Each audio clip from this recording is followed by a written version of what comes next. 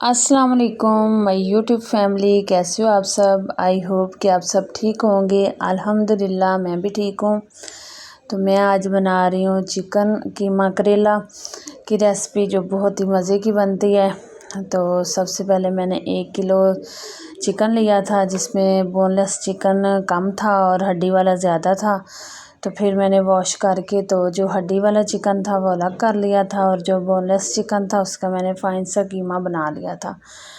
तो कीमा बनाने के बाद मैंने तकरीबन 4 से 5 चम्मच के करीब ऑयल लिया था और इसे फ्राई कर लिया था, और ये बहुत अच्छे से फ्राई किया था। जब ये गोल्डन हो गया तो फिर मैंने ये उतार के एक साइड पे रख दिया था। तो करेले मैंने तकरीबन 1.5 किलो लिए थे, और उसका छिलका उतार के तो छिलके को भी नमक लगा दिया था, और करेले भी काट के मैंने नमक लगा दिया था। तो तकरीबन ये मैंने आधे घंटे के लिए दोनों को अलग अलग से नमक लगा के रख दिया था, और आधे घंटे बाद मैंने इन्हें वॉश कर लिया था, और बहुत अच्छे से वॉश करके इन्हें निचोड़ लिया था। तो इनकी कड़वाहट बिल्कुल ख़त्म हो गई थी।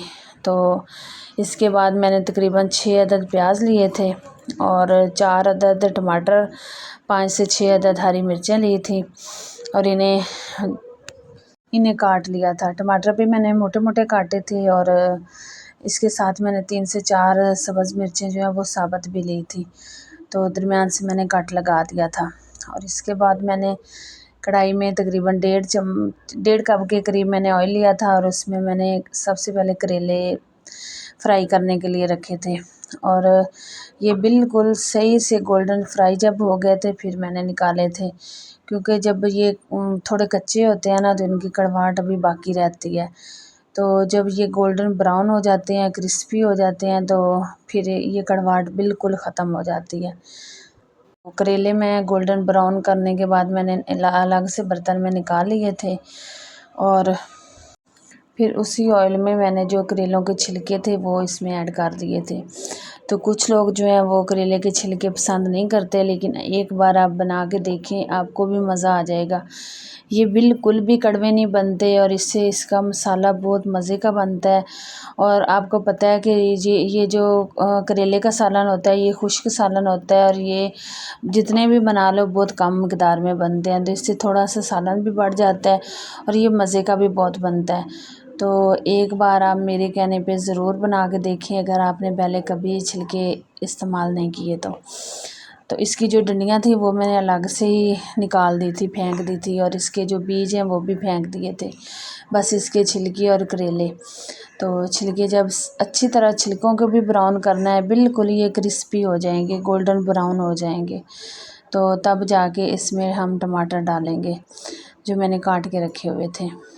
तो टमाटर तकरीबन प्याज, मेरे मुंह से टमाटर निकल गया। टमाटर इसमें ऐड कर देंगे, और टमाटर को 3 से 4 मिनट के लिए पका लेंगे। तो उन पे हल्का सा कलर आने लगेगा, बहुत ज़्यादा उन्हें ब्राउन नहीं करना, क्योंकि प्याज इसमें थोड़े कच्चे कच्चे ही मज़े के लगते हैं, क्रंची लगते हैं।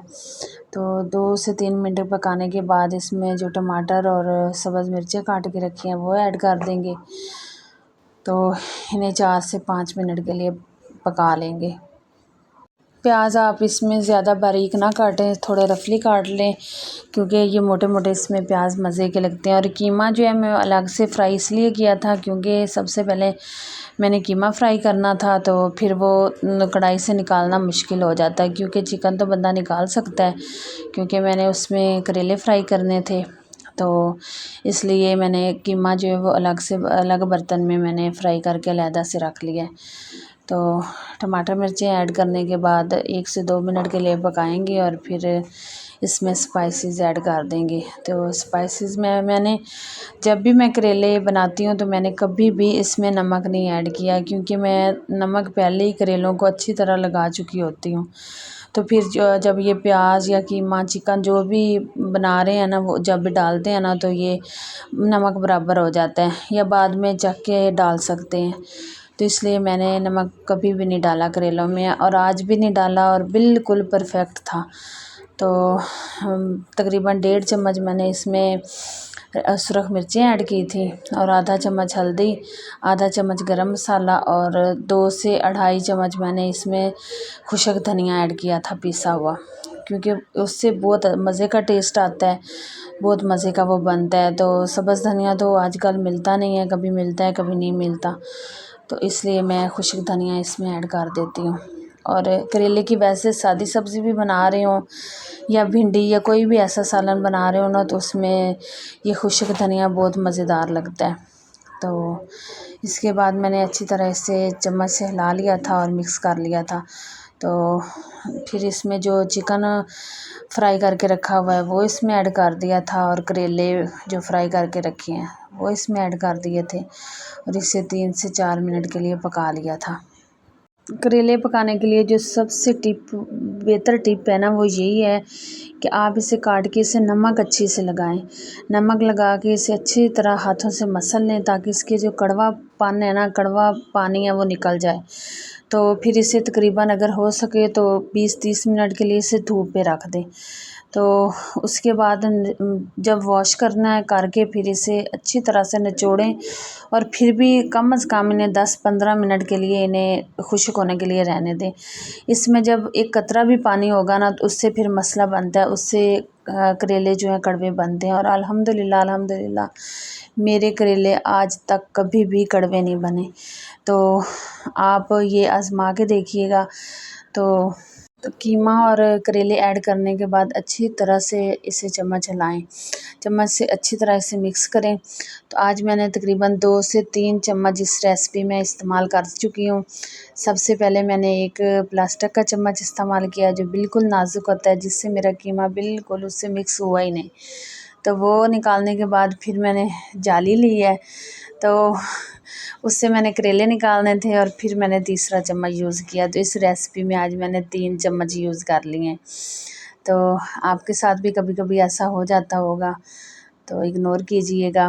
तो बाकी कीमा डालने के बाद अच्छी तरह मिक्स करना है, क्योंकि इसमें जो गुठलियाँ बन जाती हैं कीमे की, तो वो कच्ची ना रह जाएं, वो मसाले में अच्छी तरह मिक्स हो जाएं।